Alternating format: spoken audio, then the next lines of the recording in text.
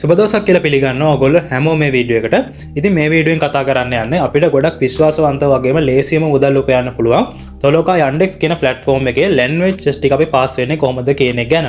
ඉතින් තොලෝකා Yandex වල භාෂා පරීක්ෂණ ගැන කතා කරාට පස්සේ මේකෙදි අපිට ගොඩක් ඉහළ මුදලක් ගෙවන ටාස්ක් ලබා ගන්න වගේම ගොඩක් ටාස්ක් ලබා ගන්න නම් අපි අනිවාර්යයෙන්ම මේ language test ටික පාස් කරලා තියාගන්න ඕනේ.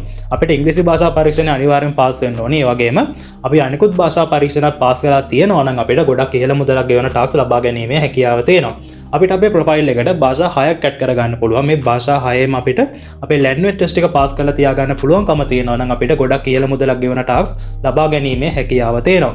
ඉතින් ඔයගොල්ලන්ට තොලෝකා Yandex ගැන මම account එකක් create කරන තැන ඉඳන් වගේම ඒකේ තියෙන සියලුම tips and tricks එක withdrawal එකක් ලබා ගන්න තැන දක්වාම ඔයගොල්ලන්ට වීඩියෝ දාලා තියෙනවා.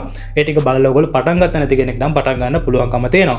ඉතින් මේ භාෂා පරීක්ෂණ පාස් වෙන ක්‍රමය ගැන කතා කරාට පස්සේ මේක මම පුද්ගලිකව පාවිච්චි කරපු ක්‍රමයක්. මම මේ ක්‍රමය හරහා භාෂා කීපයකම language test පාස් වෙලා තියෙනවා.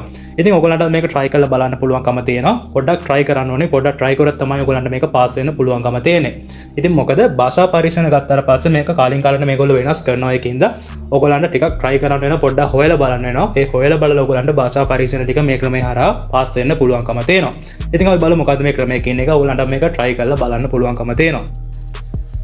මුලින්ම අපි අපේ ෆෝන් එකට ඇප් එකක් ඉන්ස්ටෝල් කරගන්න ඕනේ මේ දේ කරන්න නම්.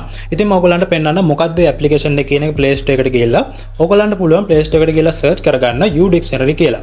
එහෙම සර්ච් කරාට පස්සේ ඔයගලන්ට බලා ගන්න පුළුවන් මෙන්න මේ ඇප්ලිකේෂන් එක U Dictionary Translator කියන මෙන්න මේ ඇප්ලිකේෂන් එක. මේ ඇප් එක ගත්තාට පස්සේ මේකේ 100 million downloads තියෙනවා.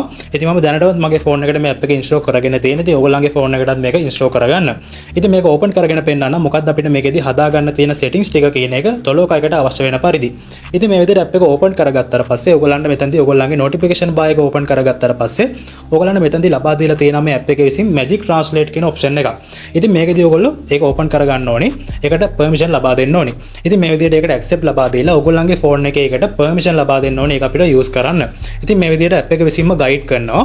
ඉතින් මෙතනදී ඔයගොල්ලන්ට ඒක ඔයගොල්ලන්ගේ phone එකේ තියෙන විදිහ වෙනස් වෙන්න පුළුවන් මේක permission දෙන විදිය.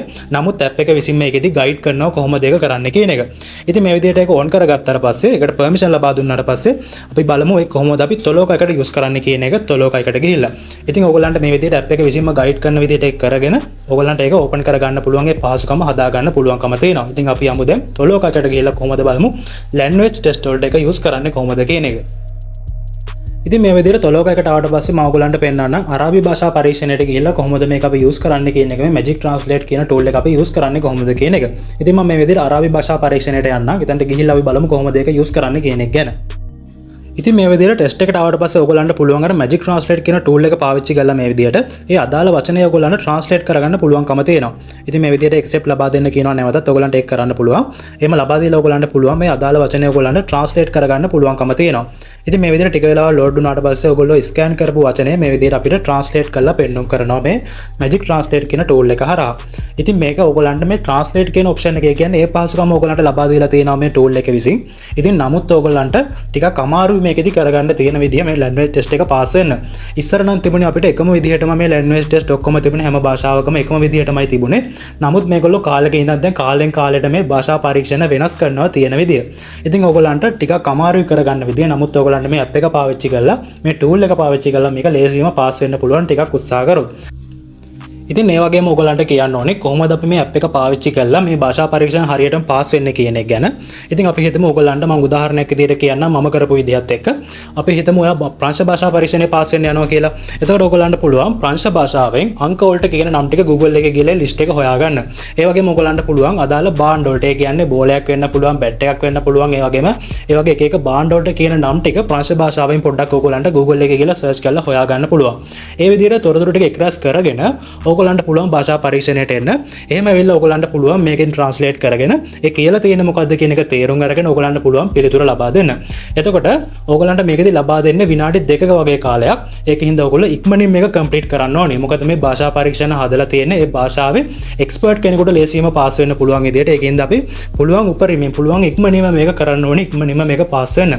ඒ වගේම ඔයගොල්ලන්ට කියන්න ඕනේ ඔයගොල්ලෝ පළවෙනි ටාස්ක් එක දෙවෙනි ටාස්ක් එක ඇතුළත මේක පාස් වෙන්න උත්සාහ කරන්න. ඊට වඩා එහා යන්න එපා. භාෂා පරීක්ෂණය පාස් වුණාට ඔයගොල්ලන්ට ටාක්ස් ලබා දෙන්නේ නැහැ. ඒ භාෂාවෙන් තියෙන ගොඩක් දුර ගිහලා පාස් වුණාට. ඉතින් මේ ක්‍රමය try කරලා බලන්න. ඉතින් මම මේක උත්සාහ කරපු ක්‍රමයක් මට හරි ගිය ක්‍රමයක්. ඉතින් ඔයගොල්ලෝ මේක try කරලා බලන්න අනිවාර්යෙන් ඔයගොල්ලන්ටත් භාෂා පරීක්ෂණ ටික පාස් වෙන්න පුළුවන්කම ලැබෙයි. ඉතින් thank you වීඩියෝ එක බැලුවට channel එක subscribe කරන්න කියලා මතක් කරනවා. වීඩියෝ එක හොඳට like කරන්න කියලා මතක් කරනවා. එහෙනම් අලුත් දවසක අලුත් වීඩියෝ එකකින් හම්බ වෙමු.